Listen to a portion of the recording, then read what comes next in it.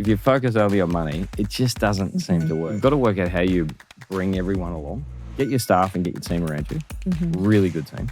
Were you always good at articulating a vision for where you were going and telling people where you were going? Really good people are really hard to find. And they are the backbone of the business. No matter how much you're the front guy, the machine happens. You're reinventing the business, but you're reinventing yourself along the way.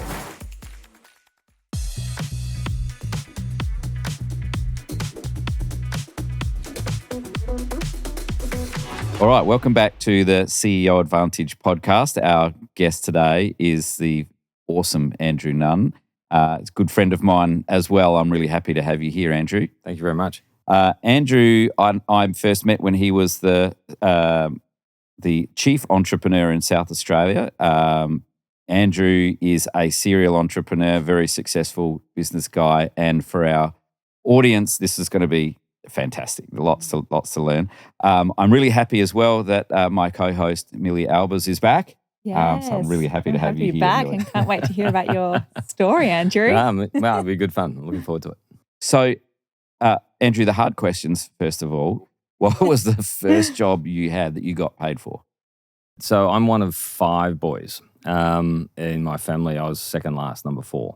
And we all worked in Dad's pharmacy.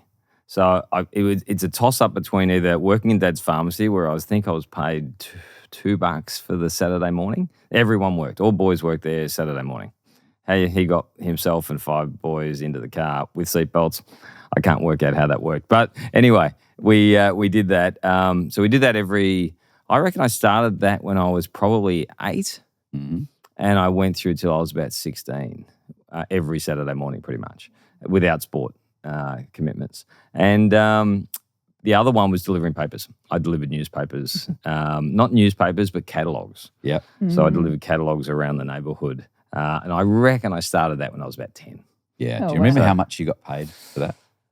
I reckon, I was trying to think of what that would be.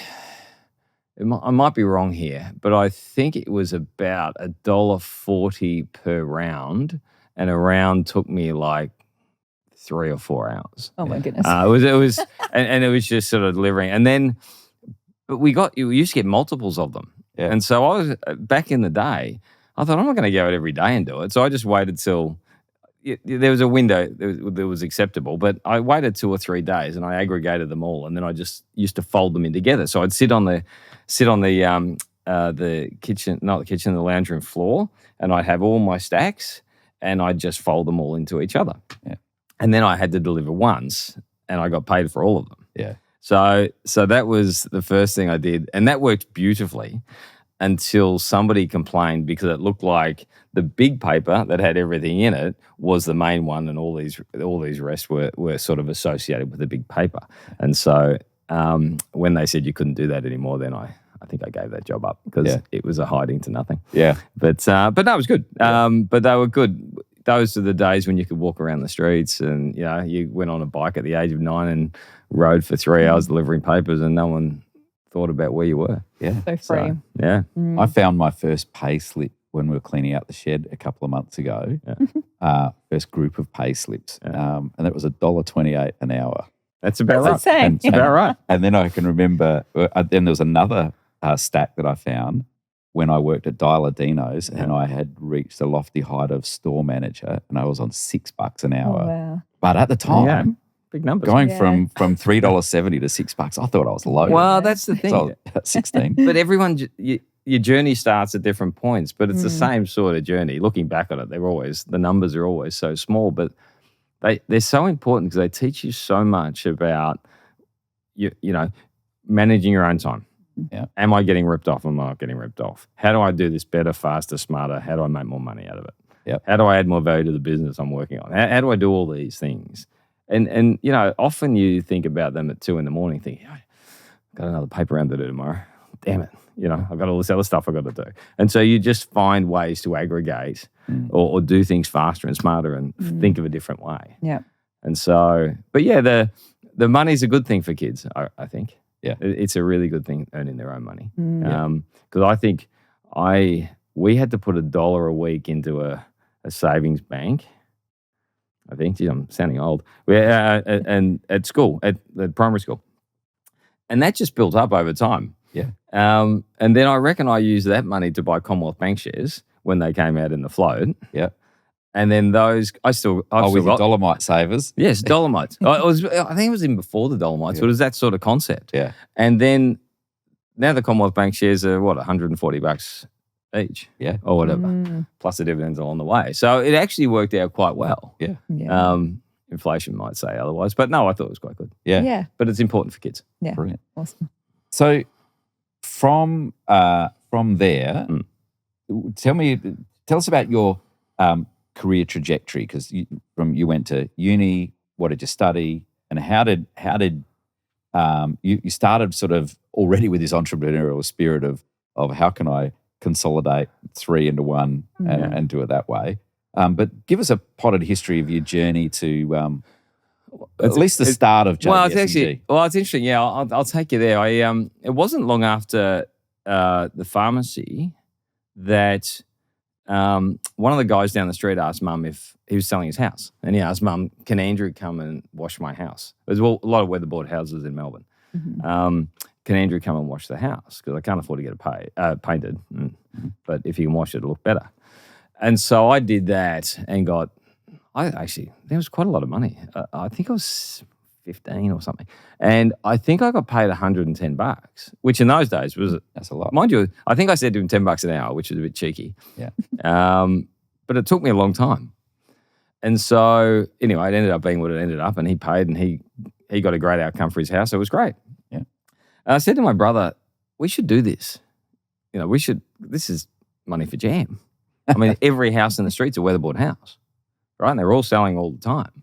And so we did it a few more times, and then we ultimately went to an agent and said, anyone you got selling a weatherboard house, we're happy to wash their house for them for, I think we pushed it up $12 an hour. And we were doing really well. We were making a lot of money for us. Yep. But like all weekends were taken up washing homes. And so, but I think my brother sort of just fell behind in school a bit. And so Mum said no more. And what was a very promising business ended. So, but that was another good one, because that had us dealing then with clients and then dealing with agents who get us more clients. And so that was a really good learning history. And that was the first time I ever felt, this is what it feels like to be in a business that's good, that makes money and people want it. And I feel like I was in the right space at the right time. Yeah. So that was great. So I enjoyed that.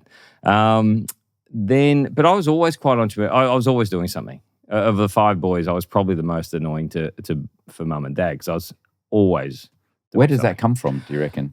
Were you I born don't with know. it? Or I was. I it? think it's probably position and family was part of it. It's sort of anonymous at 4. You're not the first one or two, and you're not the last one. You're sort of somewhere in the middle. I don't know. I presume it's a bit personality, and it's a bit what you're born with and your position in the family and all those things. But I was always pretty outgoing, and so got into.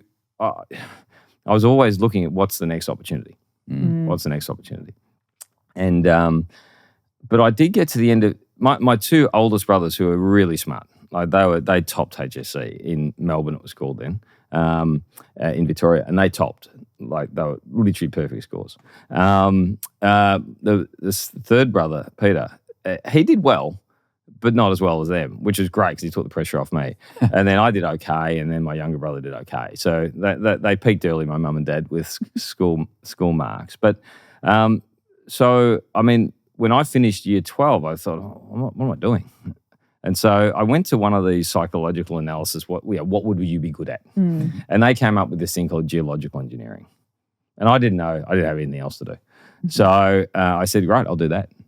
And as I entered that course. I think 40 people started that course, and 4 finished. Wow. Because it was brutal. It was 40 hours a week, every week for 4 years. It was a tough. And where was that in Melbourne? I was at RMIT in Melbourne. And I met my now wife there. She was a student in the same year. And so we're half the graduating class. Yeah. So I carried her through. Sorry. That's on camera. Yeah. Sorry, Alex. But no, actually, we were a really good team there, even back then. But yeah, so I just took that up and thought this is great. It's something interesting. It's outdoorsy. It's engineering. I wasn't sure how I was going to make anything out of it. But even there, I remember thinking, now, where am I going to get a great job? What am I going to do? When I finished the recession we had to have in 91, I finished into 91. Yeah. Was on. I couldn't get a job. Just nothing. Everyone was writing, and the number of rejections I got, not hiring. The only thing I could get a job in was something called environment, starting up, whatever the hell that was. And so it was actually out of Alex and I to get this job. We're the last two people interviewed. So one of us was going to get it. And so I ended up getting this job largely because it was effectively going out into sites and hand augering and taking soil samples. That's what it was. But it was the very start of contaminated sites, very start of environmental assessment and that sort of thing. So I was absolute ground floor. And that's, I think, where I sort of found my straps. I enjoyed it because I was still quite outgoing. I felt I was in the game, the right place, right time. Things are going well. And I met a couple of really good clients, great clients. It became a great friend of mine. Peter Holland was the head of Shell in Contaminated Sites Group, basically. He dished out all the work. And I got on really well with him. We had a great relationship. Every now and then he got grumpy, but as a general rule, I just felt like I was on this great journey. So that I remembered how to deal with clients, and I got back into that same vein of dealing with clients. The numbers were different and the risks were different, but it was all about me going out, doing the work, and then getting the job done. Yep. And keeping the client happy, and then rinse and repeat. And because I was so early into that whole industry, the doors just kept opening up. And then job offers had come from other consultants to come and join them, and but I took the view at that stage, look, I'm in a good spot. I can probably make a bit more there and a bit more there. So were you working for yourself, or were you working for somebody? No. This was a company called, it was called Camp Scott Furphy back then. It was here in Adelaide, it was called Fletcher Scott Furphy. Andrew Fletcher ran it. So it was a national business. It became CMP-SNF, I think it was called, for a number of years, and it was ultimately bought out by the French, and then ultimately bought out by GHD. So I hung around there till I left in 99, and I came to Adelaide. And I was, again, getting frustrated there because I'd hit a point and what can I do? And I'm pretty sure the deal was... You were there for 8 years, though. I was there for 8 years. Good run. And it was a long time. But they said to me, look, you go to Adelaide for a year, because Adelaide's a disaster for us, because a lot of the staff had left. A couple of the big consultant competitors had taken all their staff. They won a big job, and so we're going to shut it down anyway. So have a go there for a year, see what you can do, and then you can come back in a senior role here. I said, great, all right, let's do that. I didn't realise what I'd said yes to, but so Adelaide was a very different place even back then. I think in 99, it was just no one went from Victoria to Adelaide, and so I found that difficult at the start. I got to admit, the first 6 to 8 weeks I really struggled. I'm like, what have I done? I've sort of been the golden-haired boy over here, and now I'm here. But it took me a little while. I hired a couple of people. We got a couple of jobs, and I just went back to doing what I do.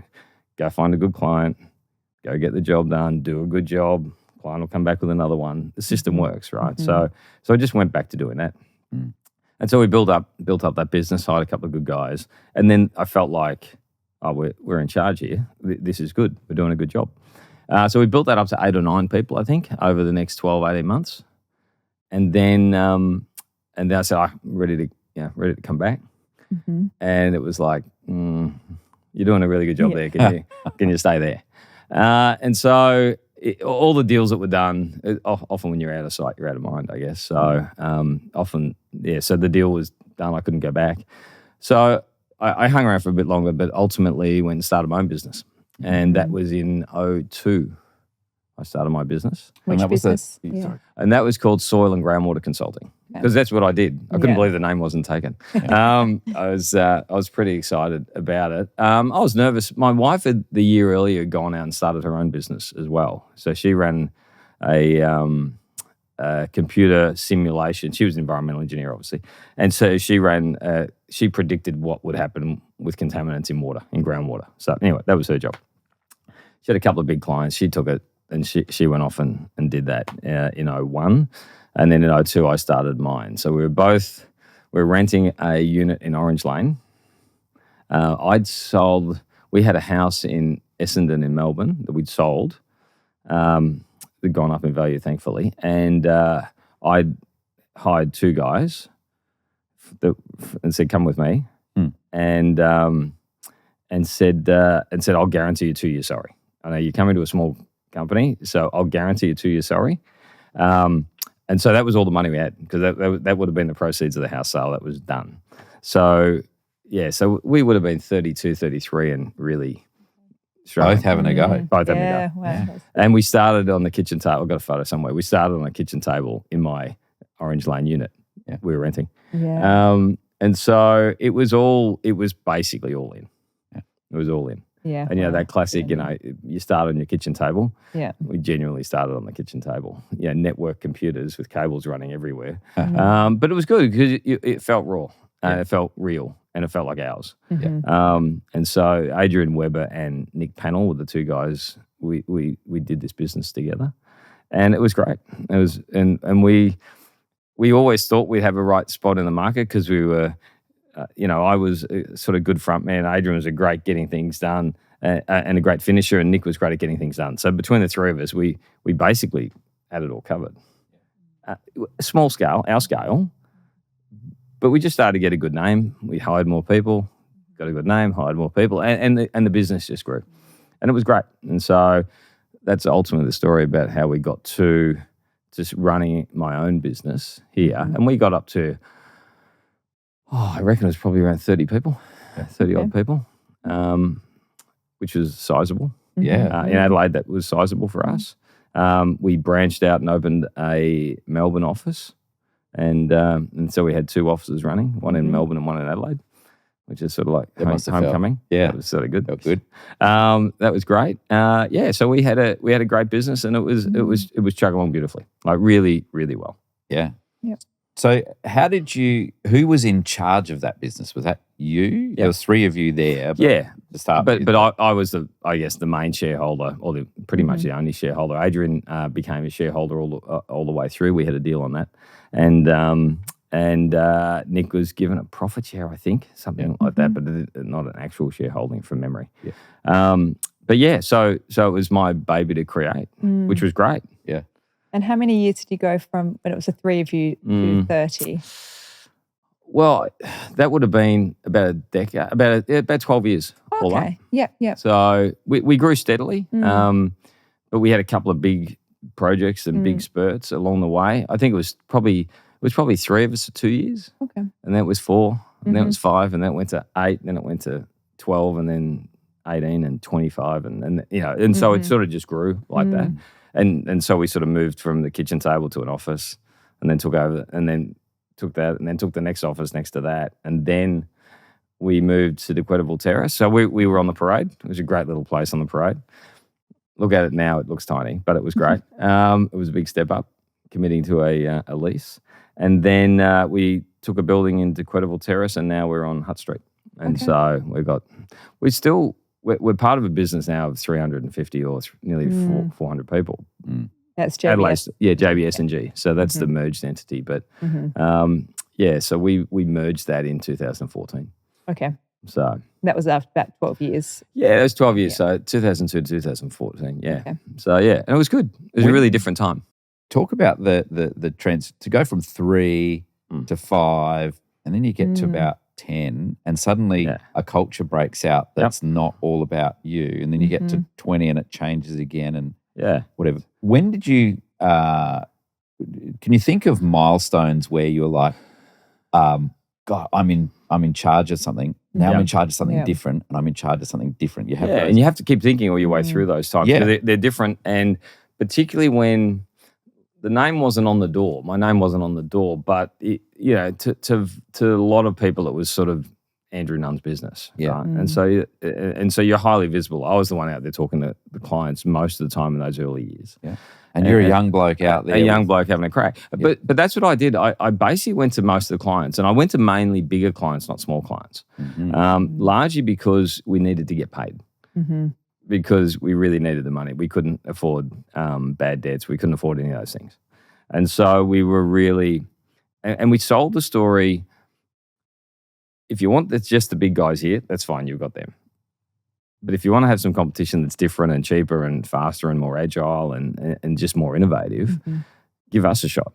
And that was the pitch.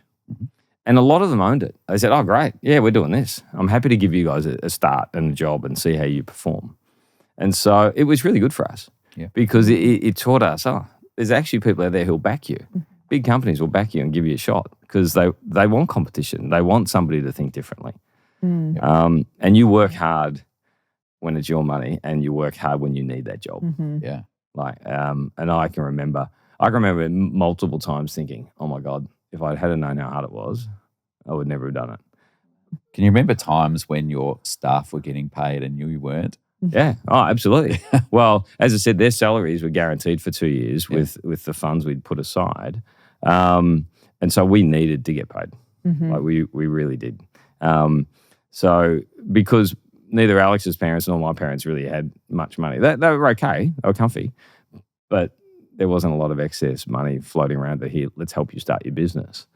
And so really it came down to roll the dice.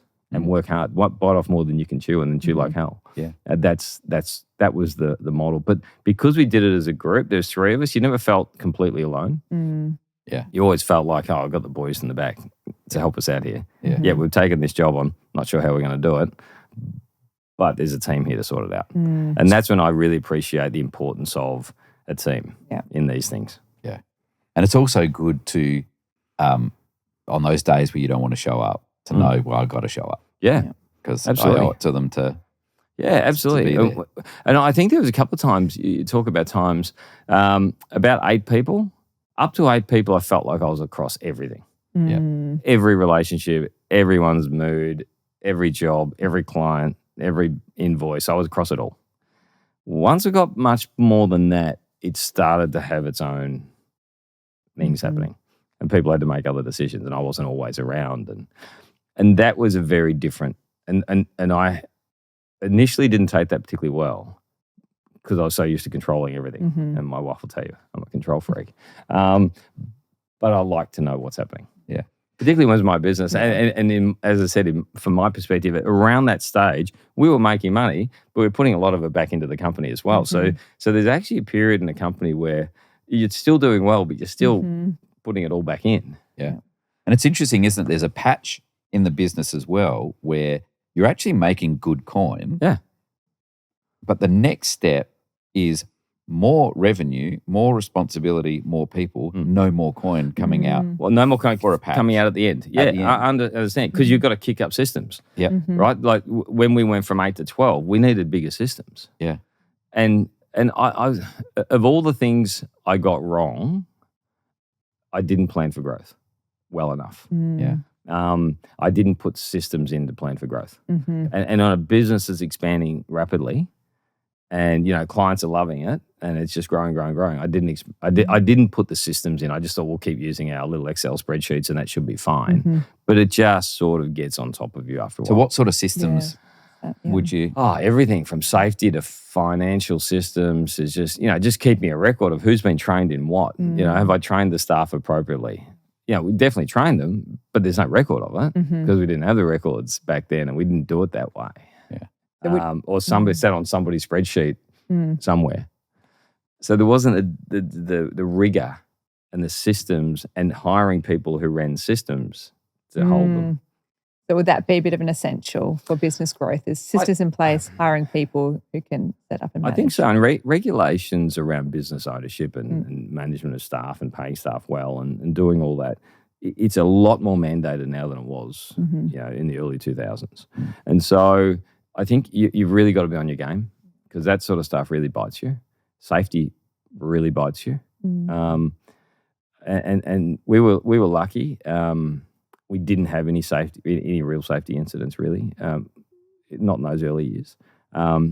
But again, the systems weren't great, and that's where I think, as you talk about times, once we got to a certain size, I just felt like the business was almost needed a reset. Yeah, it needed some new, fresh ideas. It needed some new thinking. It needed some new discipline. Yeah. Because I knew everyone. That was the other thing. And you hired everyone, you know everyone, you're sort of, friends with everyone. But I found that, quite honestly found that difficult too, to be a boss and a friend in Adelaide. I found that quite awkward, difficult. It is. It's difficult too, isn't it? Having to, you're reinventing the business, but you're reinventing yourself along the way, and they don't necessarily time the same way. Sort of in it. Did you find that the success for you was not the same time that you felt it? And what I mean by that, I remember that reinventing SYC over and over again, and it was like 2 years worth of work to go from this version to that version, and then everybody would be like, "Oh wow, it was really good," and I'm like, I've finished with that. I'm working on the next one. Yeah. But I had to learn to pause Yeah. and actually thank everybody for going through that with me. Yeah. And to also pause long enough for people to say, well done, because they felt like they needed to. Yeah. Rather than, I'd been terrible at just going, no, I'm done with that now. I'm moving on, and sounding immensely ungrateful for it.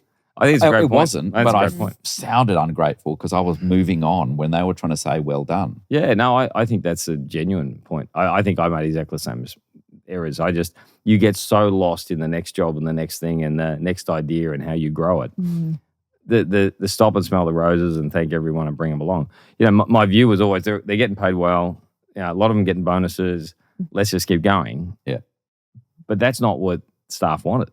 Yeah. Staff wanted to stop and say hello and celebrate these wins. And we didn't do enough of that along the way, I think. Yeah. I think that was another reason why we ended up merging probably in 14.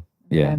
How did you, on previous podcasts I've talked about this, how did you go with being referred to as lucky, given that you'd gone through... And my mum calls me lucky. Yeah, and we have great arguments about that. Are you better with lucky now that you're much more successul? Because I really struggled with people calling me lucky. I now settle on fortunate, rather than lucky. You are lucky. I don't think people mean it in a derogatory sense, but it does seem to undermine the hard work that went into to get to that point. Oh, you're lucky. I wasn't lucky at 3 a.m. I was trying to fix this damn thing, right? People look at the business from the outside and say, "Oh, yeah, you're killing it." I go, "Well." Yeah. Well, we're on a lot of jobs. Are we killing it? Not sure. I only need one of them to stuff up, and we're not killing it anymore.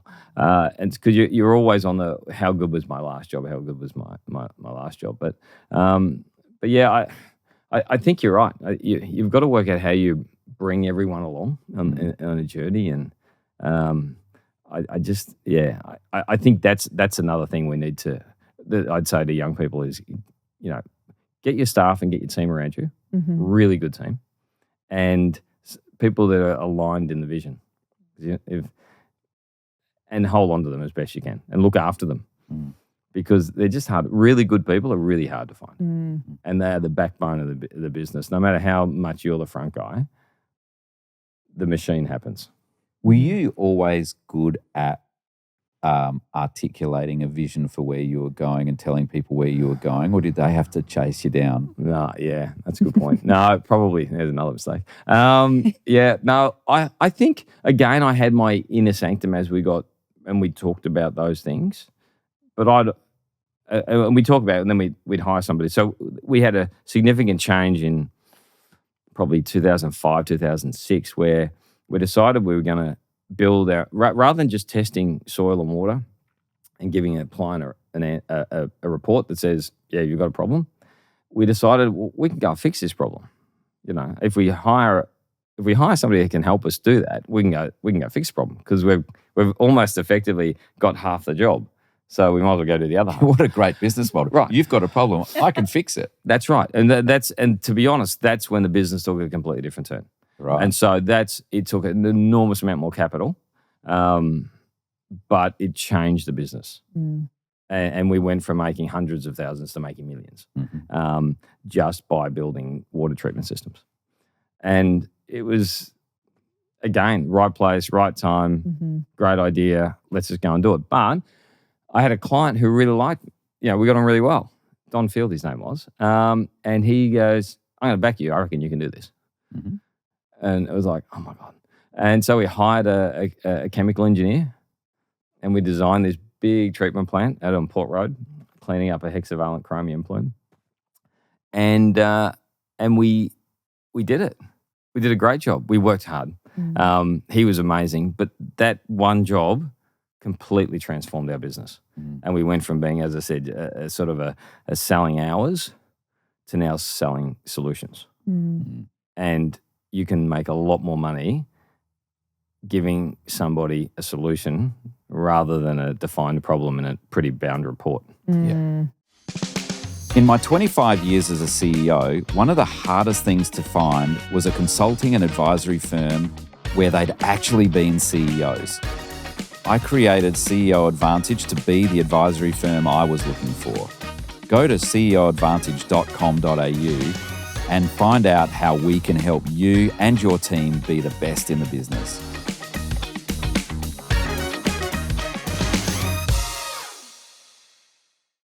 And so that was the transformation of the business. So when did that happen? So that was 05, I reckon 05, 06, I might be wrong, but it was 05, 06. And that was a real watershed for me on a couple of things because, and I'll come back to Lucky in a minute. I sort of forgot it, but I'll come back to it. I started to realize, hold on, people are bringing me these contaminated sites that they're buying cheap because they're contaminated. And then I'm helping to fix them up and they're making an enormous amount of money out of it. So why don't I just do that? Buy some? And now that I had enough capital because the business was going right, we started doing that. And when I say I did, because I kept that away from the main business. Because you get one of those wrong, it's bye-bye employment for everybody. Because you're effectively saying, I think I can do this. I'm going to buy a big contaminated site and I'm going to clean it up and then sell it again. If I get it wrong, we lose a lot of money. Yeah. If I get it right, we make a lot of money. And so I decided I keep that completely separate from the main business. And so I started by buying a block of land in Sydney, in a place called Moorebank in Liverpool. And it was again Don Field who introduced me to, it was Pirelli, I think I bought it off. And it was great. It was a 6-hectare site. It's a great site. And so we... Were you lucky to have met Don then? Well, it's a great point. Lucky, I can't even remember where I ended up. I mean, Don was a lovely guy. Ended up dying of a heart attack playing tennis, but a lovely, lovely, lovely man. He just wanted to be involved. He didn't want to be the client that said, here's the job and I'll come back. He wanted to be around. And a lot of people would have found that as annoying as hell. But he was just a nice guy, and he'd love to catch up and we'd have a drink and a chat and talk about the technology and what we're doing. And he said, and I think he said, introduced me, said, look, my client, another one of my clients, has got a site they don't want. Do you want to buy it? I said, sure. He said, you don't even know where it is. I said, let's buy it. And so it's probably my current investment strategy too. But yeah, so we bought that for, I think, about $200,000, this 6 hectares. But it was contaminated. We knew it was contaminated. I'm interested in that. So you've talked about 3 big bets you made to back yourself and then other people backing you as well. It's 3 big bets. Are you by nature a gambler or is it just commercial? Yes, because so do I. Hate it. I would much rather not make $10,000 than I would if I lost $50 on the way. I hate losing money from gambling. I hate it. I just never do it. But you're right. I did it all the way along, and the bets were much bigger. Yeah. And I guess So does that I go to backed your myself that we were right. I just knew we were right. Yeah. I covered off a lot of bases, and but I had a good team around me. You could control the variables more than it's Yeah, and if I can't fix it, who can? But the trade-off is I don't have the resources. If it goes bad and I get it wrong, I don't have the resources yet to be able to get my way out of problem. And so they were big bets. That was a very big bet. Well, the road, the entrepreneurship road is littered with people who made good bets that didn't work. And we just before we started, we were talking about how there's lots of we talk about lots of startups that don't make it, or there's a high attrition. But some of them are really good ideas, right? That are just terrible businesses, or sometimes they're really good ideas and good businesses run by people who shouldn't run a business. There's so many variables that happen. I think so. That successful people are able to pull them all together or hire behind them really well. Were you a good recruiter? Yes and no. Well, clearly my history would suggest I did some really good recruiting, and I think the first 5 or 6 we did beautifully. Like beautifully. They stayed, they were great, they were all fantastic. And after that, we just seemed to make mistakes. And I think there's systems. Did we actually know what we wanted? Probably not. We sort of did. We need a gap, fill it. I know him, or somebody knows him, or her, and great. But that's when the wheels started to fall off. It was maybe the distance between the hire and the job, or the person like me making sure that I was really comfy. I think it was also just a need to get somebody. And that was really difficult. A lot of these times, you have your waves. But as a general rule, it's been harder to get people than it has been people banging on your door saying, can I have a job? And so you really wanted to keep them, and you often just had to take what you could get. And you've got to try and avoid doing that, because the damage that it can be done in your business is just ridiculous. So you're better off to say no to a job than you are to hire the wrong person, I reckon.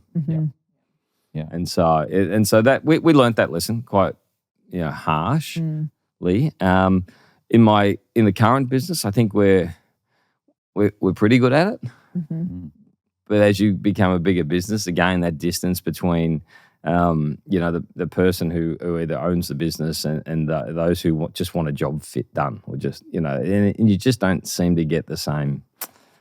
Maybe there's just not enough discretion to go, you know what, we're just not going to do it.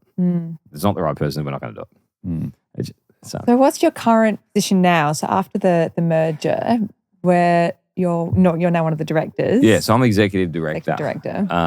Of the company. So Andrew Lau, who's a wonderful young, 5 years younger than I, let's call him young, because that makes me feel young.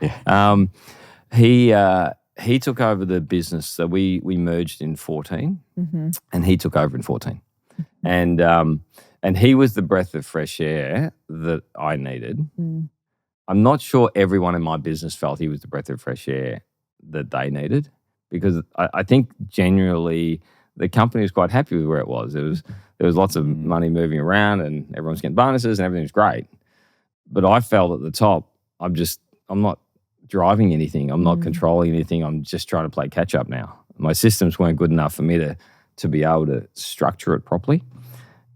And I think, had your game strategy changed? How often when you're growing a business and you got nothing to lose, you behave a certain way, and then you're successful, and suddenly you change your game plan from your winning game plan to a defensive game plan, and inertia sets in. Is that what was happening?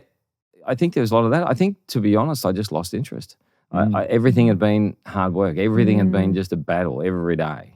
Which had been great, it's been exciting. And I think I just got to a point I just had enough. I'd had enough of the staff. I'd had enough of the problems. And I just couldn't see, again, go back to systems. My distribution of responsibility wasn't good enough that they all didn't come back to me. And so it's so Andrew brought in systems, lots of systems. And it was great. And on paper, it was a great merger because Andrew was in his company called JBS. He was in Sydney and Perth, and we were in Melbourne and Adelaide. And we're both auditors. We'd both historically worked for the same company. I think he was a blonde-haired boy in Sydney when I was a blonde-haired boy in Adelaide. Mm-hmm. And we're both environmental auditors and whatnot. But he has a great ability as a CEO now to run a much bigger organization. He's got his generals around him. He's got his board of directors around him. And yet he does technical work now. He still does probably 40% of his days done on billable technical work. And so he's very well distributed and disciplined in the way he does things, and he's good at distributing. And he has a skill in that to run that size business that I just didn't have. And my skill was to know that. Exactly. And get out. And not get out, but change my role. And I often liken it to Obi-Wan Kenobi. I was actually more powerful when I left than when I was sitting there trying to hold it all together, because that allowed me to go back to doing what I did best, go talk to clients, and I was freed up from doing all this stuff to going back to what I really love to do, go get some clients, go get some interesting jobs.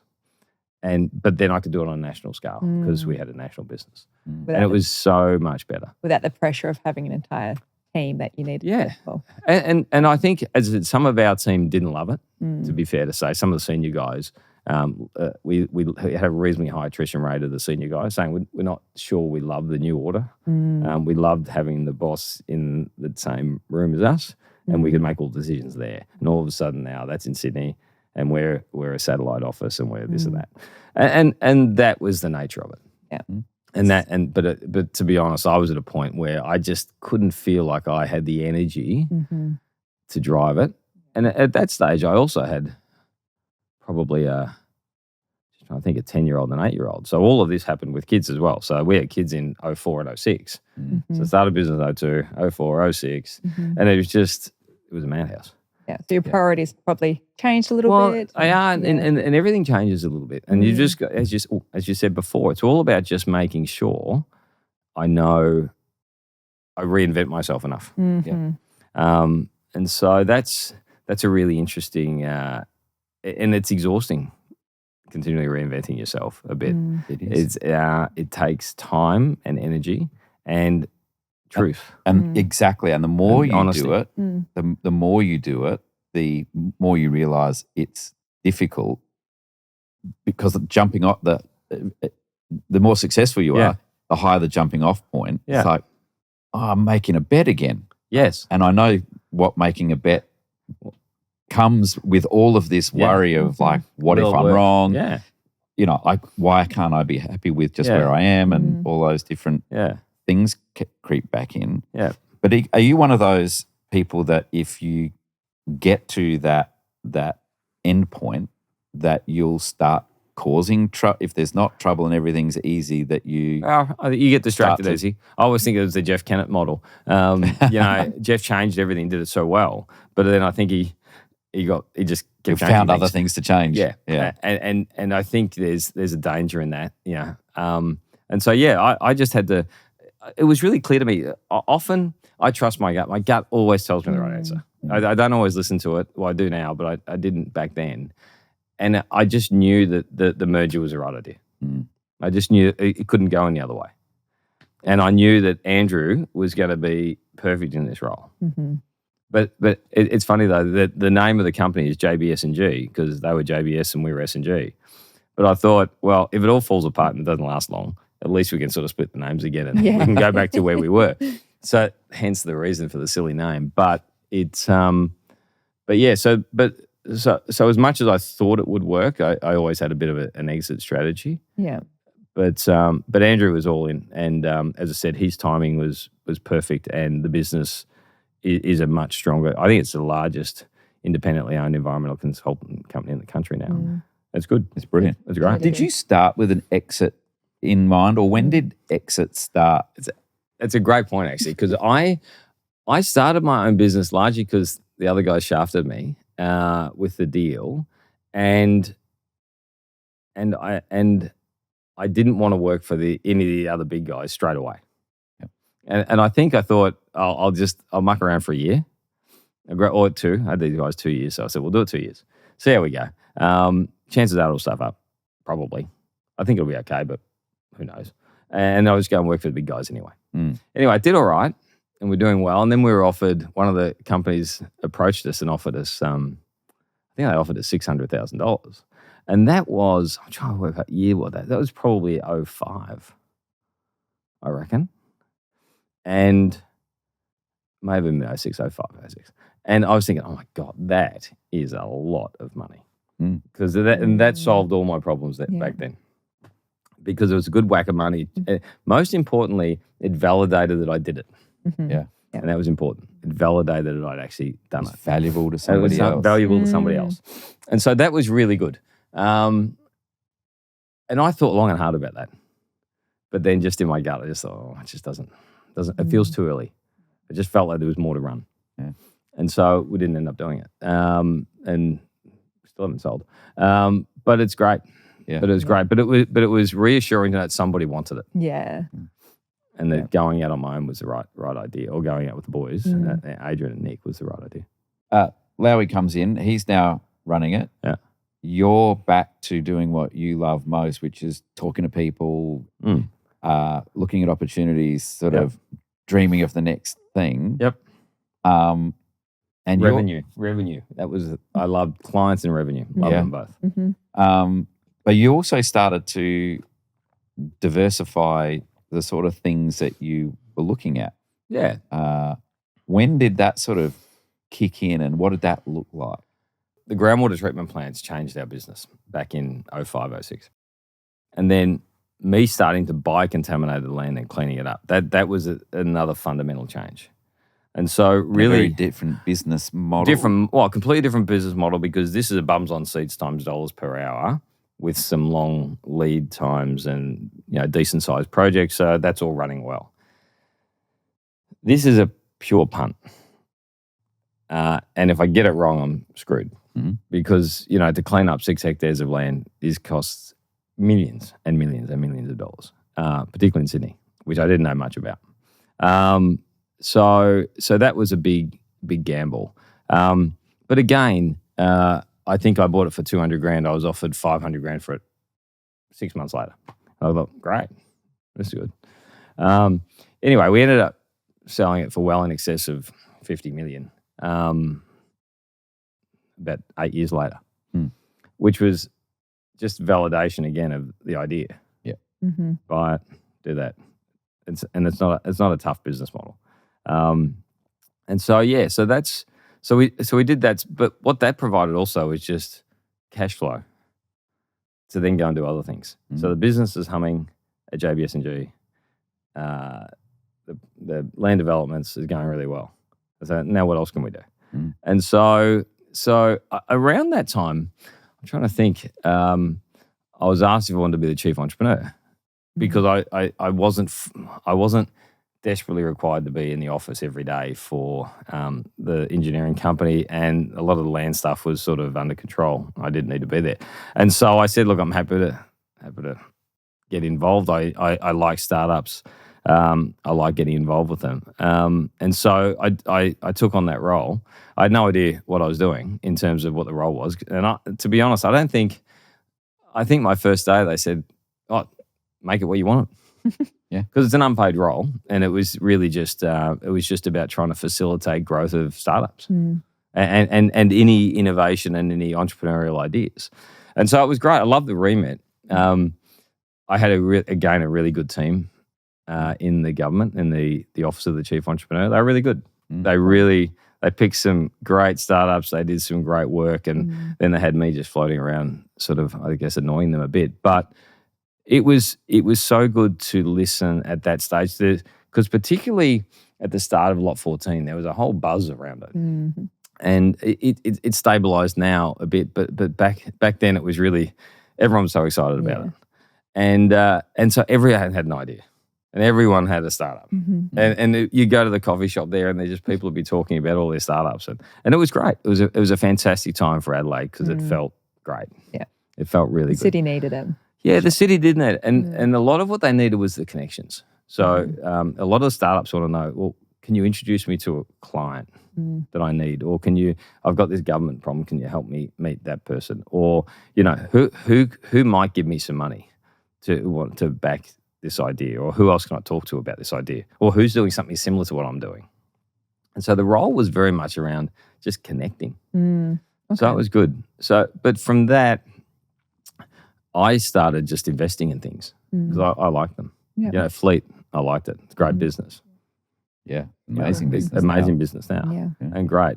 But, I've had my ones that I've got wrong. But actually, I should go back. So after we'd had done really well, my wife and I set up a foundation because we thought we'd done really well. And, we wanted a structure that wasn't open to every year we go, we'll give a bit this year. No, we're not going to this year. We will this year. Because there was just too subject to change and rethinking. And so we set up what's called a private auxiliary fund. And so you basically put the money in there. You get a deduction for it, but you put the money in there. And then it's sort of it's your money to invest, but you have to give it away. You can never use it for yourself. And which has been a fantastic thing. I was actually having this chat with my wife the other day. I said, the best thing we ever did was setting that up. Because now I don't have to make a decision, do I give the money away? I have to give the money away. So now where do I go? Now how do I do something really impactful with it? Or what am I feeling at the moment? Do I want to sort of start to really drive some engineering outcomes? And so I'll put some money towards those. Or am I concerned about some certain things? And so we really, so the philanthropic fund is a really big part of what we do now. And I link that back only because some of the startups is a little bit like that. It's a little bit like charity. In a sense, you if no one supports them, well, nothing happens. And a lot of those people have got an idea, and that's about it. Yep. Some have got ideas and contacts, maybe a client. Great. But sometimes they just need a bit more. And so I found that was, with a philanthropic lens on, it's really good. And the concept of having to give money away is really good, in a way, because it doesn't then just have to be the foundation. Because then you can sort of do it mentally and you go, I'm happy to give that. And if it comes back, great. But if it doesn't, great. Yeah. Were there particular startups that you would find that was a bit of a pattern that you would invest in more than others? Or? I tried to be very different about it because I didn't want to have a specific type of thing. It really came down to the founders to me. And it actually linked me back to another thing I was going to say, is it's about the things that make a lot of the startups successful, I think, comes down to the founder and the person talking to the client. Because everything that I did, going back to my very first job, if I talk to the client, the client likes me, there's an engagement there and there's a connection there. That's what you need, particularly if you're selling a startup concept. You need somebody likable out the front. Somebody who not only can sell the dream but and the vision of what you're doing, but also to be likable enough for me to want to continue to get involved. And I think that's a really important part of the whole thing. I think it's really important. And so, you want, I met a lot of founders. I went, not a bad idea. I'm not so sure about the founder. Yeah. And so for some of those people, I go, you need a different face of your company or of your startup. You need a different way of selling it. So I went back to my standard gut model and just said, look, who do I like? Who do I like the idea of? As I said, if I'm not desperate about I've got to make money out of everything, it's so much easier. It's this fortunate position, I admit it.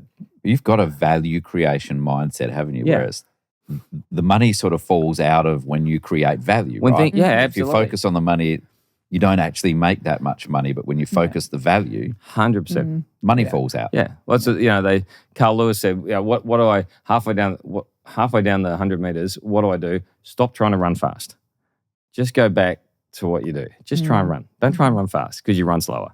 If you focus only on money, it just doesn't seem to work. If you focus on the client being happy and your staff being happy and everything else being work, it seems to work.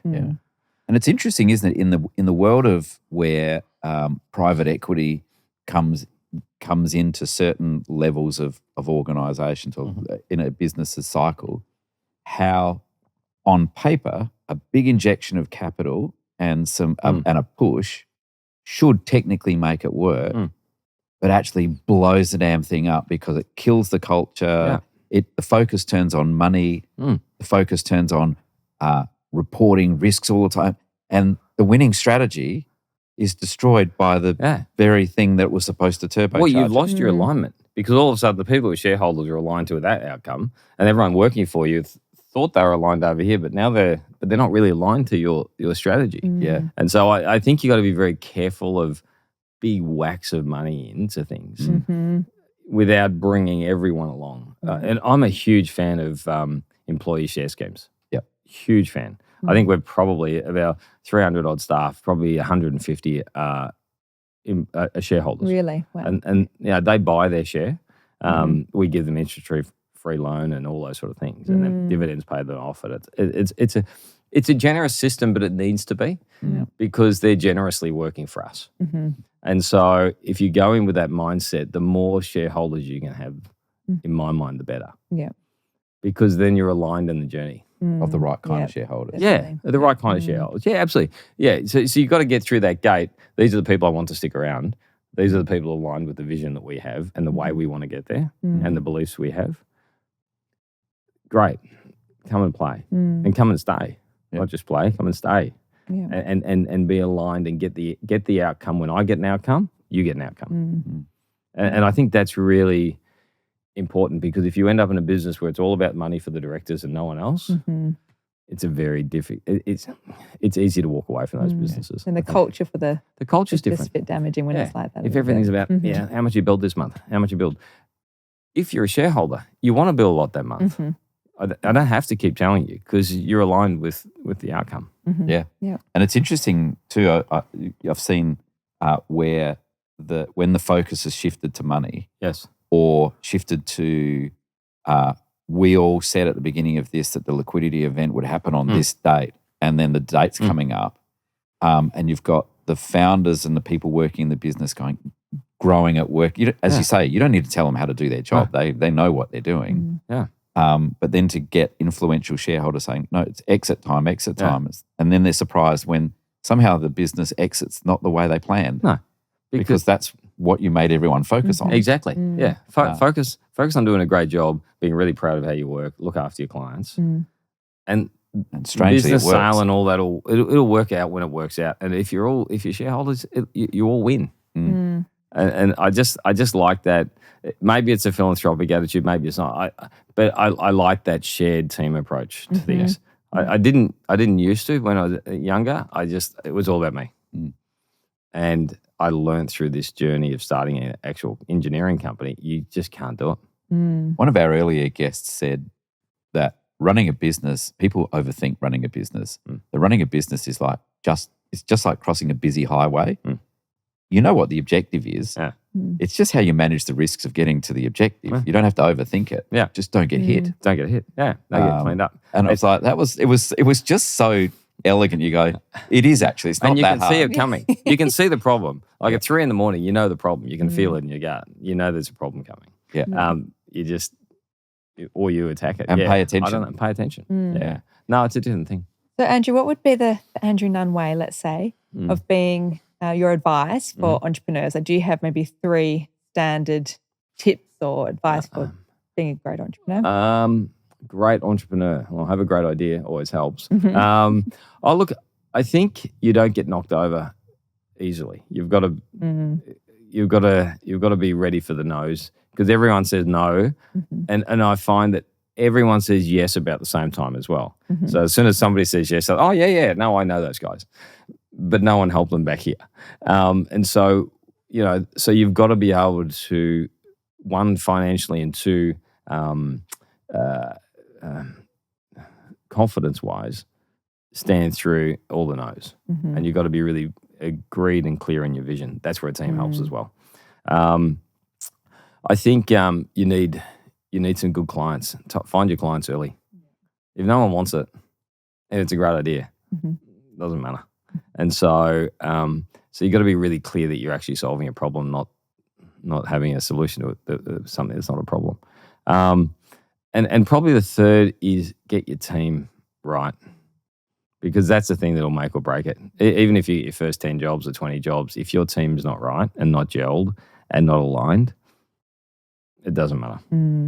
Yeah, so I think a lot of people say, look, you don't need to share it. You can reward people, and that's fine. That's a different view. My view is the more alignment I can get, the more I don't need to be sitting there driving people to do the job that I need them to do, because they want to do it. And so it's team, clients, and confidence, I would say, and then the rest will probably look after itself. But yeah, shoe leather really helps. I said to somebody the other day that I was looking for a job, and I said, look, you've got everything right. Now you've just got to go out and get the visibility. People need to know you're out here. And you just got to start walking and knocking on doors. And you'll look back on it and say, God, that was hard work. But you'll do it. Yeah. When did you know you'd made it? Lots of people get into business and they're like, I'm going to make it. And you did. When did you go, That's a good question. Yeah, I've made it? Well, it was a lot later than everyone told me. I can tell you that for sure. Everyone said, "Oh, yeah, you're fine." I go, "Yeah, I don't know." I think we're more than stable. We've got plenty now, and that's why we set up the fund, because we didn't want to have it that we had just so much to work out. What's the next thing you buy? Who's the next person you help? What's the next thing you get involved with? Is a much more interesting discussion in my mind. Probably around then, I reckon. Probably when we set up the fund, we knew we had excess money. Yeah. Right, more money than we needed, and we probably had that 5 years earlier. Yeah, probably it would be the right answer, but I just didn't know it. Yeah, and I didn't feel comfortable with it. Yeah. I don't. I have a view of money that it's a reasonable motivator to a point. And then after that, it actually becomes a bit of it's a great scoreboard for a while, but then it becomes a bit of a negative unless you can find something useful to do with it. And that's been my view. Was there a moment when, or something you bought, or I can distinctly remember being a young bloke, my business had, it was a Sydney water crisis, and we just had money coming in. It was more than we'd had before, and it was more than anybody else I knew. Yeah. And I got a Corvette. Nice. And I remember, right. Made it. I was like, because at the time I was in my 20s, and this Corvette, and I thought, I've made it. And then I was on Parramatta Road, pulled up in front of a pharmacy with a big glass window. And I was ready to look at how cool I was. And I looked over and I was like, oh my God. What have I done? I've turned into that guy. I'm that guy. It was just such a startling sort of what I thought making it was is not that. And what was I thinking? So I sold it almost as fast as I had to find, though, another idiot like me. Yeah. Who was willing to buy this horrible car that was so ostentatious. But it was, for me, it was like, I thought I'd made it. Yeah. That was not it. Yeah. And I had to reinvent what making it meant. And it became more about value and giving and all of that. Yeah. Did you have any moments where you're like, oh, you know what? This is not it. Nah, well, not really, because I've been a bit of a victim, a bit of tall poppy stuff. So and Adelaide's good for that. And so I don't go out of my way to get my name out there or to say, look at me. So I like to fly under the radar, which was why Chief Entrepreneur was a big step for me, because it was like, I think Alex asked me, are you sure? Yeah, because now everybody knows. Now everyone knows. And so, but yeah, look, I never really. We are very understated. We do a lot, but we do it quietly. As a general rule, we live in a comfortable house with nothing crazy. We don't really buy a lot. We're not big spenders as a general rule. Yep. I mean, we've got a lot of stuff, but there's my Aston Martin. No. I buy a Range Rover every 4 years or 5 years and roll it out and get another one. That's about the biggest thing I do. How in Adelaide, there's a few things. From Sydney and Melbourne largely, sometimes from Perth, but Adelaide gets a bit of a, you're from Adelaide, which I think Adelaide people don't really. Well, some people care about it a lot. Yeah. I don't care about it a lot, and I know you don't. But equally, it can be a bit of a trap living in Adelaide because there are lots of people who are the tallest dwarf here, where you're pretty smart in Adelaide, but it's a small pool. Yeah, no, I agree. And you've been really successful, and you've stayed in Adelaide. You talked about the tall poppy thing. Does that hurt when because people who shouldn't have an opinion seem to have an opinion? Yeah. But you learn through that. What did you learn? Well, and does it hurt? Let's start with it. Does it hurt? Yeah, of course. Particularly when you think you're doing well, and you don't think you're being a wanker and everything's great. But everyone can't love you. It's just that's the way it is, and you just got to accept the fact people don't love you. That's great. That's okay, and that takes a little bit of a while because particularly when you're out sort of talking to clients all the time, what you want them to do is love me. I'm doing a great job for you. We've got a great relationship. It was difficult. I remember it being very difficult. In fact, it was so difficult for me at one point. I said to Alex, "We're going back. Let's go back to Melbourne. Had enough."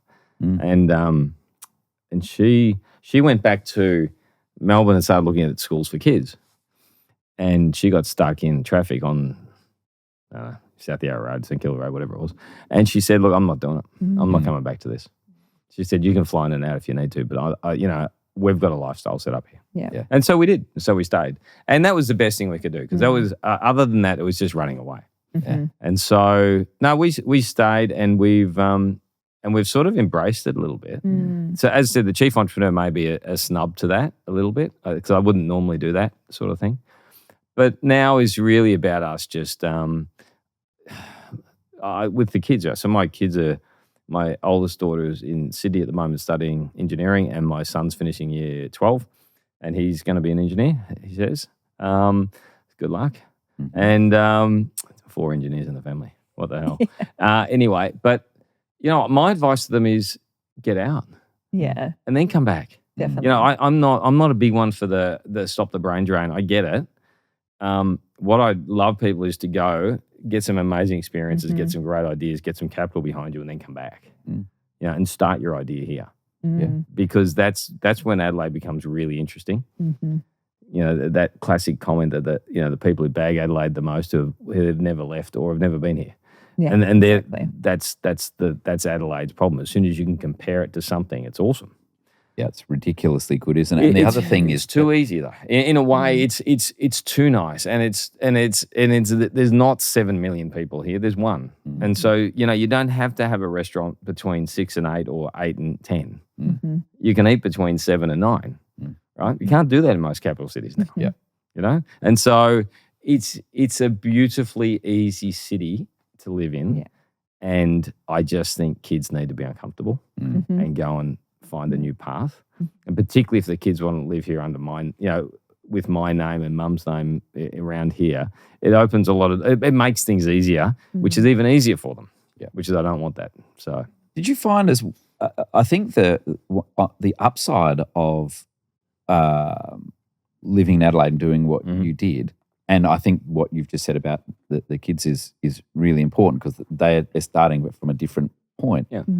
But one of the things I found as a young person moving from Adelaide to, went to Sydney and then went to the States is that going from Adelaide to a city that had lots more resource and lots more opportunity, I found the people in that city didn't take advantage of it. They weren't scrambling. Whereas I was going from Adelaide and I was probably bit undignified, mid-20s going, look at all this money. Like, I'll pick up dollar coins. Like, if you guys are too good for it, I'll get them. And because there's so many of them. Yes. And I found that when we grew SYC and we had 280 staff total, and then we won this massive contract in Victoria and we hired 300 people in. So we were bigger in Victoria than here.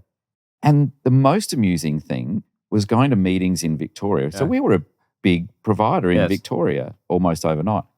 To have these Victorians going, so who the hell are you? Yeah. I was like, I'm the guy that you were too lazy to get the business for. Yeah. So you let me in. Yeah.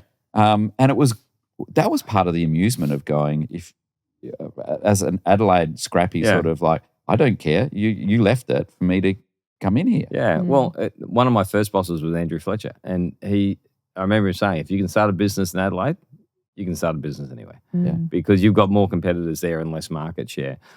I think, though, when I got here, I just got the feeling it was just a little complacent. Everyone knew everyone, and they knew where the work would go. And it was a bit like your story, but in reverse. I got here, no one knew me from a bar of soap, and I came here with what was back then my Victorian attitude, which is I start at 7 and I finish at 7. Yep. I remember the first day I turned up the office, 7. No one was there. 8. No one was here. So I was it was a public holiday. And I used to go, oh my God. And then they're gone by 5. Which originally I thought, these idiots. Yeah. But then I realized, no, they've got the balance perfect, right? They have enough time at work and then enough time at home. And that was the other thing. And then Adelaide started to make some sense to me. That's when it really made some sense to me. But the client, but I think clients know clients, they know their mates, and there's a bit of that here. Yeah. And so if you come in with a different idea, it's faster, cheaper, it's better, it's a different thought. You can sort of upset the market a bit here. Yeah. Well, I did. I felt like I could anyway. So once I got 2 or 3 jobs here, it was I could find 5 or 6, and then 7 or 8, and then I realized, oh my God, who knew this place was here? Yeah. This is great. Yeah. So a bit of inspiration now for it. So you've got lots of people will be listening to this podcast who are at the start of their journey, they're in the middle of the journey, or they're hitting that 10-person mark where it's like, oh no, the systems thing and that overhead thing is really expensive, and I don't feel like I get a lot of value out of it. Certainly not getting profit out of it. Yeah. You've got to the other side of those things. You've set up a fund. Yes. Your family's still together and functional. Not lots of people can say that either. Yeah. There's lots of people who've like, I've been really successful in business. I got lots of money. Yeah. My family hate me. Yeah. So you've been successful in all of these different realms, and you're still a nice guy. How's your moments? We all have our moments, but you're generally speaking always a nice guy. For those who are on that journey, you've got to the other end. Let's talk about now what's in front of you. Yeah. Where do you go from here, and what are the sort of things you think about and would like to do? As in, if I was halfway through a business, or no. I want. Often we get hung up on war stories and all those sort of things. Yeah. You're a success story. You've you're now at the beginning of the other side. Yes. You haven't. No. You set up the fund, and you're now only just starting to think about a different phase of life. Yeah, that's true. Yeah. Good point. So what does this new phase of life look like for you? That's interesting. That's a really interesting point, because I'm still trying to work it out now. I said to my wife, I'm having my gap year next year. But it's a really interesting point. I don't know the answer to the question yet, which I'm enjoying that journey. Yeah. I've got no desperate urgency to do it. I love the JBS&G business. I'm not fundamentally tied to it, as in I have to be there every day and I've got staff reporting to me. So I've got a beautiful flexibility with that. So you still feel like I can work if I want to work and not work if I don't want to work. Yeah, and there's on my way here today, there was one of the Ross Powell, who's an amazing guy, runs our basically national manager now, but fantastic guy. He rang me and said, "There's a couple of jobs here you and I need to get involved with, because they go back to you almost back at 20 years." And the clients are still wanting you to get involved. So I said, okay, so I'll get involved in those. So that's great. I'll digress for a second, I'll come back. I'm doing a lot more property development at the moment. I'm doing exactly what I was doing before, but now I'm doing it with others. And so I'm buying more contaminated land. And rather than just selling it off as a piece of clean land, now I'm putting it into houses. And so I'm enjoying that. And so I'm playing. And again, I've got friends around me to play with that. And so my new model for all of this, because I'd sort of been planning for this. I'm getting to you to answer your question because I'm just getting my head around it. I've been planning this a while because what I started to do is I realized I'm better at playing with people than playing by myself now because I just don't have the energy to do everything by myself, nor do I enjoy it anymore. And so I have a guy, Daniel DeConnor, who I do property with. And I have a guy, Matthew Smysters, and to an extent Michael Andrew Arthur, who I do wine bars and restaurants with. And so I'm generating these different things. I don't desperately need them all to make money. I mean, I love them all to make money, but I don't desperately need them to make money. I get involved with them because I like the people. I like to get some capital in to people who are good people with good ideas and good ability to do stuff. I don't know how to do it, but I can put some capital in and we can do something together. And so I suspect I'll keep doing that. Yeah. I'll keep finding things that keep me interested in that realm and keep finding young people to play with that make me feel young. And we just have a success together. You know, we're opening a new restaurant at under the Walker Tower at Plaza, the Festival Plaza. And so Station Road. So that's one we're opening in a couple of a month or so. And so that'll be great. Yeah. It'll be good fun. So fun. So different. So it's different. Yeah. And so, I love it. We're just redoing the Havelock. And so we'll do that. So I don't mind. I mean, people think I'm nuts. They go, "Oh my God, you're spreading yourself so thin and you're doing everything." I go, "Well, they're not big bets, and they allow others to do stuff." And then I've actually made then a generational change, hopefully, and over 4 or 5 areas that I would otherwise have no involvement with. And so I quite enjoyed that. How do you manage? You didn't get to the part of where to from here, but so I will. I'll get back to you on that one. You have one of the most ringiest phones in Adelaide, where it's buzzing all the time. Yeah. And you and I have talked about this Yes. of how do you manage to all that noise that comes. Those phone calls are not just people wanting to talk, but it's noise. And there are days when you're just like, absolutely. I don't want noise. Yeah. Is that part of your gap year idea? Is maybe to have a gap year from all the noise? Well, I said to my gym instructor today, I said, I find myself just keep going back to it. I'll do a set of weights and I'm going to go back to my phone and check something. I just got to stop doing this. Stop it. And so that's a discipline thing I need to learn. And I need to get better at that. I think it's part of it is, yes, it rings a lot, but part of it is it makes me feel good that it rings a lot because therefore I'm still relevant to stuff. The real success will be that I'm a little bit like JBS&G. I don't have to be there. You don't have to call me. There's 5 other people to call before you get to me. And so if I can do that in each of those, that would probably be success for me. And I need to get my head around doing that. One of the things you mentioned in JBS&G's history was and your entrepreneurial career is that the people you work with were also people you like. Yep. And so creating the separation somehow between friendship or that whole grade of relationships from employee or contractor right through to your mates. But you love working and love what you do and love your customers and stuff. Yes. So it's pretty hard for you, I imagine, to partition or as you've got experience, have you got good at partitioning? It's a good question. Things? That's a great question because I made a lot of my clients my friends because I liked them. That's why, and we got on well. And so it sort of worked really well. But that comes with problems as well because, ultimately there's hard discussions at times and it's hard not to take them personally when you're having a hard discussion with a friend. And so I've sort of backed out of most of those sort of relationships now. They're great for when you're building a business. They really are.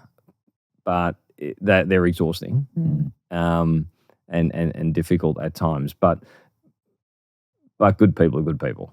But yeah, I try and partition now. But I do find that I have a lot of my friends involved in almost all of my businesses, and everything I'm involved with is a friend. Yeah. I don't really get involved with businesses. It's a really good point, and I look at it now, and everybody I'm involved with pretty much is a friend. Yeah. That I would more than happily sit and have a beer with and have a chat and just chew the fat or catch up on a Saturday, watch footy. Almost all of them are those people. It's odd that we've ended up that way. It's one of the things that I would say to a young entrepreneur is that, and when I was younger, I was obsessed with creating this partitioning of when I'm working, I've got my race face and I'm working, and then my friends are my friends, and they're not necessarily. But then as I've got older and more successful, it's like, I just really like doing this, and I like you, and I don't like you, and I probably won't do business with you for very long. Yeah. But you, I might not do business with either, but let's have a beer. Yes. Yeah. But annoyingly, I get people like that, and I go, and they tell me their story, what they're doing. I go, oh, we could go do that. And Andrew, you got to stop doing that. Alex says you've got to stop finding new things to invest in. But they're good. But I love them. People go, oh, why do you get into a wine bars? I mean, it's crazy. I go, yeah, but it's fun. Wow, but you love. But it's fun. And it's fun. I walk into my wine bar, and whether it makes money or doesn't make money, it's fine. It's my wine bar. And you Eastern love Cellars. wine. Yeah. Well, Eastern Cellars in Norwood is one of mine. Eastern Cellars in Varden, Michael Andrew Arthur owns that. Mother Vine we own. But they're great. And they're great things to be part of. Paper Tiger, we have their restaurant. Great. I love it. And so it makes no sense. And it would be more sense to leave the money in the bank. Yeah. But where's the fun in that? Yeah. That's my view of it. Yeah. So and you bring people along on a journey.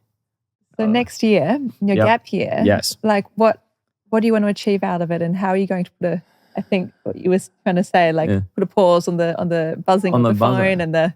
Yeah, I don't know. It'll be really interesting because, as I said, my wife and I have had this journey. So we've been together 32 years or 35 years, something. Congratulations. A long time. It's been great.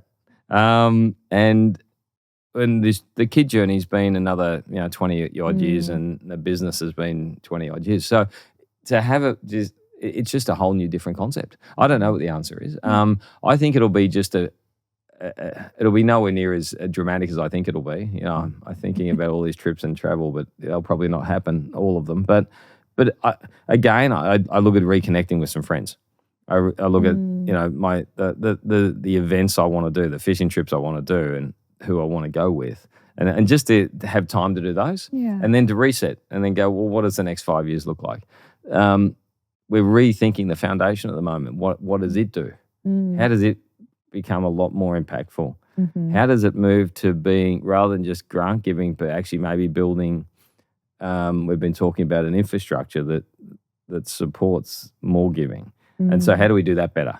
And so I'm enjoying the discussion with my wife and friends around how we do that, which would be really good. Super interesting. So that is actually toying with my mind now, which is great, because now I'm starting to think about that. How do we make that amazing? And it isn't amazing, that space, until once you discover it, you go, there's so much, there's so many interesting things and opportunities and ways of thinking that are both new, different, but also old. But there's a whole space that the world often doesn't get a chance to look at, isn't it? Well, Alex talks about there's no such thing as a former philanthropist. I think once you get involved and you get involved in giving and helping, it's really hard to stop. Yeah, how do I do because more? it's really enjoyable. Yeah. And so the thing is, how do you get more people to have that first experience? How do we do that better? And so that's I guess the problem we're trying to solve. That's the problem we're trying to solve now. And I'm enjoying having that discussion, because it was not a discussion I thought I'd be having. Yeah. So Andrew in 2024 meets 16-year-old Andrew and is going to give him some advice. What would this Andrew tell 16-year-old Andrew? He would say, I think he'd say, probably pretty much do exactly what you're thinking. Trust yourself a little bit more, because you're probably right. Maybe a couple of investments we didn't need to make. But other than that, it's been a dream run. It's been a dream run. He's worked hard. He's worked very hard to get here, that young 16-year-old. But he's also reaped a lot of rewards. So let's just circle back to the lucky thing. Fortunate is a good word. A friend of mine once said luck is where opportunity meets preparation. And I think that's a really good way of thinking about it. If you're prepared to take an opportunity, to take a risk, if you've opened your mind up to that concept, if you've thought about where you want to go, and when the opportunity presents itself, you go. If you haven't bothered to think about it because you've been worried, and that's fine, it just looks lucky from the outside. But the thinking at 3 a.m. and the planning, that already happened. So it's lucky that you saw the opportunity, maybe, but it's the time, like everything. It's the preparation that makes for the outcome. I was going to say, like, hearing your story, going back to the luck, like, I don't feel like you've been, like, there's been so much hard work on your journey, and I think you've just been so in tune with what's needed and what's going on. I think that was that going down to your intuition and your gut, like you really trusted that along the way. I think you have to. And I think, and I don't know what it's like if you can't trust your gut. If you continually make bad decisions from your gut, well, maybe never trust your gut. I don't know, but mine always hits me at 3 a.m. It's always at 3 a.m, and I always wake up worried about something. And now I've learned just don't do it. You're worried about investment, just don't do it. Yeah. I remember the times when I feel most stressed is when I haven't made a decision. And my advice to people all the time is like, I find when people are stuck, it's like, what are you going to do? I don't know. It's like, just decide on. And if you discover it's not right, quickly decide again. And keep deciding until you're happy with it. And I can remember when Kirsten and I first got together, and we've been together for a long, long time as well. And her saying, how do you know this is going to work out? And I said, I just decided. And I said, all you got to do is decide. And then from now on, we'll just make decisions that are designed not to blow us up. And we'll be fine. It only happens when you start to drift and don't make decisions. And businesses do the same thing. You see them drift and decision making, that you either got overwhelmed and the team stopped making decisions, but it's decisions, isn't it? Yeah, I think it's one of those things you make any decision in haste and you repent at leisure. I think that's a great phrase. And so I think it'll be really, you've got plenty of time to think of the stupid decision you should never have made. So if anyone's rushing me for a decision now, the answer is just, look, no. If you need one now, the answer's got to be no. But if you give me some time to think about it, but again, I'll stop talking a minute. But again, I've just set up a new structure around how I do some investments, because up to me it was always gut. Now I've got a really good lawyer and a really good accounting guy, and we do it together now. Again, a nice team, and it's fun because the three of us go together, and it's fun. Excellent. And so I think everything circles back to fun, but it circles back to team too. And I think without the two, it doesn't really work. Would 16-year-old Andrew in that same conversation, older Andrew's talking to 16, now 16-year-old's returning the favour and giving older Andrew some advice. What would 16-year-old Andrew say to you to give you some old. advice? What would he say? It's a good move going to Adelaide. It's a well done you. I think he'd be happy with where he gets to. But I think the journey's only half written though. So there's plenty to do. I think, as I said, I think the philanthropic fund has a lot of merit in it. I don't want it to be a sideline. I actually want to bring it back to a bit more core of what we do going forward. Alex and I. I mean, Alex largely runs it. She does an amazing job. She's trying to change capital gains tax laws and all sorts of stuff. So she's approached it at a nice high level, and really gets into it. I just like to take a step back and go, okay, where could this go? And as I said, there's so many people out there that need either a level of help or level of support, some advice. It's going back to the chief entrepreneur all over again, but just in different fields of life. How do you do that? I think that's a really important piece of advice for again, people who are building their businesses and being successful in their business, who and I've met lots of them, I'm sure you have as well, where you go, be generous. You'll find you get so much joy from generosity, and you see these people are really mean in business, and they're mean about business, and you go, you should give some time away or give some money away, and you'll find there's this great joy in giving it away, and great joy in creating joy for people. Right? I think so too. And until people get it, see it, and part of it, it's that leap of faith. It's a difficult thing, but I think you're right. I think the more you can help people, that's probably Chief Entrepreneur's best thing for me, was the getting involved, making the connections, being somebody that you can. There was never a dull meeting, or very rarely a dull meeting. There's always somebody, because they had this was their dream, or this was their idea, and they really wanted to talk about it.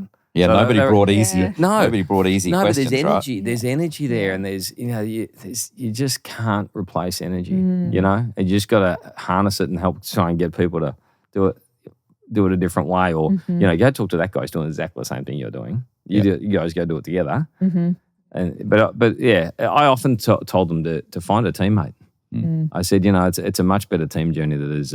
I did it as a solo originally, although I had my guys around me. I shouldn't say that. I had, Adrian and Nick. So we started it together, but you need the team. Yeah. It's boring, but it's a difficult journey by yourself. Yeah. We're going to wrap up. So I'm going to ask you, I started off with a really hard question and finish with a really hard question. You're driving along in your new Range Rover, and a song comes on the radio that makes you smile every time. Or if you're in a bad mood, it comes on and you're like, damn, I can't be in a bad mood with this song. God, which one is it? Tough question. It's probably that one of Jerry Maguire. It always makes me think of Jerry Maguire. What was it? Oh, God, difficult. Let me think, my friend. I can't think. What makes me smile? There's always the song I always sing along to is the Hunters and Collectors, 1,000 Miles Away. Always sing along to that. Hoodoo Gurus, sorry. Absolutely. Hoodoo Gurus, 1,000 Miles. Because you must get that always, song. Yeah, I get it. So that's probably the one that makes me, they sing along. What always makes me happy, I can't remember. But I'm happy most of the time. You know what? I remember that song. I was on a red eye to Melbourne, and then he was sort of estimated time of arrival 9:30 a.m. And you're like going, oh man, I've been up before the dawn and I'm tired before I even begin. And it was like, I can just remember going, oh my goodness, that's what I'm doing. Well, I think, and there was Melissa Etheridge's line is, I'm sick and tired of always being sick and tired. Is the other thing I often say to myself when I'm a bit run down. But there's so many great lines and so many great songs that just pop into my head at the right time. Yeah. They go, that's right. Remember that. So no, it's good. It's an interesting journey. Right. Oh. Is there anything you're busting to share with an audience who are listening to you, who are in the middle of they're in the middle of the journey? Is there anything that we haven't covered that you just go, you know what? I'd like to tell you this. It's been wide ranging, I'd have to say. I don't know. I think I go back to just the key points. You've got to back yourself and get a team. That's what I'd say to anyone. Get someone, and if you can't find somebody who wants to be part of your team, there's a couple of issues there. Right, one, nobody wants to play with you, so there's an issue. Or your idea's not good enough that they don't want to share it. Or I can't get a client who believe in it. They're indicators for me. Right, so I'd be saying, get a team around you that believes in where you're going and make it fly. Yeah, I'll share a bit of advice that Andrew gave me last week because I asked him and I suspected I knew the answer, and then he gave it to me and he said, would you expect a different answer? But I have a habit, like lots of different entrepreneurial people, doing too many things at the same time, and I was lamenting that. I didn't feel like I was doing all of them justice by doing too many things. So I went to Andrew and I said, what would you say? I'm doing these 3 things in particular, and what would you say about picking one? And he was like, just work harder for the next 2 years. Yes, get them all done. What if you love them all, and if they were like my 3 kids, I'm not going to give then one. work harder. Yeah, Then and that's what he work said. harder. Yeah. Work harder. Yeah. I was like, and then he sort of saw a look on my face. He goes, "What did you expect?" Yeah. I know you. Yeah. So I mean, but great advice, right? Yeah. If you're one of those people that has the capacity to work hard, Yeah. you go through these patches, don't you? Where you're Yeah. like, oh, is there an easier way? Yeah. And sometimes you just need somebody like Andrew or somebody who's entrepreneurial just to remind you, like, just get over yourself and work harder. You're lucky you got 3 things that you really believe in, to be honest. Yeah. It's just a great way to true. be. Just a pure joy. Yeah, brilliant. Yep. Andrew, thank you. We knew it was going to be awesome today, Yeah. and of course it was awesome. Thank you for being part of the CEO Advantage podcast. It's a pleasure. Thank you so much, Thanks for Andrew. hosting And it. enjoy your year next I know. year. Let's see how we go. It's going to be great. Thank you so much. No worries. Thank you.